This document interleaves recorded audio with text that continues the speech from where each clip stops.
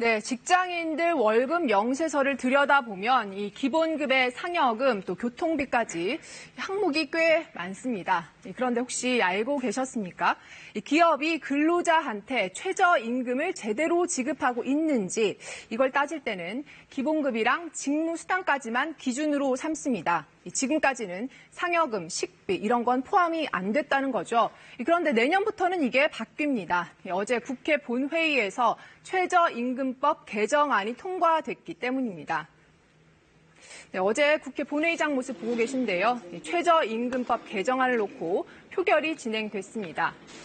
그런데 보시는 것처럼 찬성 160, 반대 24명, 기권 14명으로 통과가 됐습니다.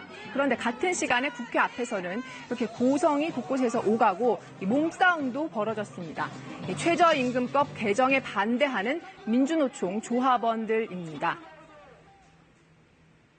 도대체 뭐가 어떻게 바뀌길래 노동계가 이렇게 반발을 하는 걸까요? 직장인들이 받는 월급 항목에서 어디까지를 최저임금 지급하는 기준으로 볼 건지를 이 최저임금 산입 범위라고 하는데요. 이 법이 바뀌면서 내년부터는 상여금이랑 이 복리후생비 일부가 여기에 포함이 됩니다. 조금 복잡할 수도 있는데 차근차근 좀 짚어보죠. 내년부터는 최저임금 따지는 기준에 일단 기본급이랑 직무수당 같은 경우에는 지금처럼 포함이 됩니다.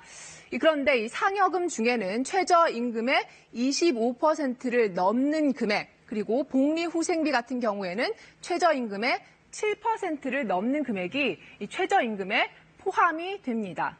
예를 하나 들어보겠습니다. 한 달에 기본급으로 이 150만 원을 받고 상여금으로는 50만 원을 받는 근로자가 있다고 치면은요. 이 지금 기준으로 봤을 때는 이게 최저임금 위반입니다. 왜냐하면 한 달에 이 157만 원 이상을 기본급으로 받아야 하기 때문인데요. 달라지는 기준을 적용하면 이게 위반이 아닙니다. 지금 이 월 최저임금이 아까 157만 원이라고 보셨는데요. 이 중에서 25%가 얼마인지를 따져봤더니 이게 39만 원이 좀 넘습니다. 이 상여금으로 50만 원을 받는다고 아까 가정을 했잖아요. 그러니까 여기에서 39만 원을 빼면은 10만 7,500원이 나오는데 앞으로는 이 돈이 이 최저임금에 포함이 된다는 겁니다.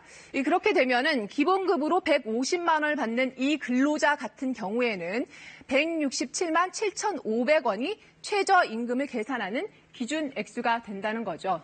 이게 바로 노동계가 반발하는 이유입니다. 이 최저임금에 이렇게 수당까지 포함을 시켜버리면 내년에 또 최저임금이 오른다고 해도 실질적으로 받는 돈은 그만큼 안 올라갈 거라는 거죠. 입장을 바꿔놓고 보면은 사장님들은 그동안 상여금에 각종 수당까지 월급은 꽤 많이 준 것 같은데 기본급 비율이 낮다 보니까 최저임금법을 위반한 격이 될 수도 있었다는 거죠. 또 2020년까지 최저 시급을 10,000원까지 올린다고 하니까 인건비 부담이 만만치 않다고 호소를 해왔거든요. 최저임금 산입 범위는 앞으로 더 늘어납니다. 2024년이 되면은 정기 상여금과 이 복리후생비 전액이 포함이 됩니다. 이 노동계 반발은 점점 더 거세질 전망인데요. 이 민주노총은 노사정위를 대신할 사회적 대화 기구죠. 이 경제사회노동위원회도 불참을 선언한 상태입니다. 이 가까스로 복원된 노사정 대화도 이 후폭풍이 만만치 않을 것 같습니다. 또 다음 달 말까지 이 내년도 최저임금을 얼마로 할지 결정을 해야 되는데 이것도 영향을 받게 됐습니다. 한국노총이 최저임금위원회 불참을 선언했거든요. 다음 달 29일인 결정 시한 맞추기가 힘들 거란 전망이 나옵니다. 친절한 뉴스였습니다.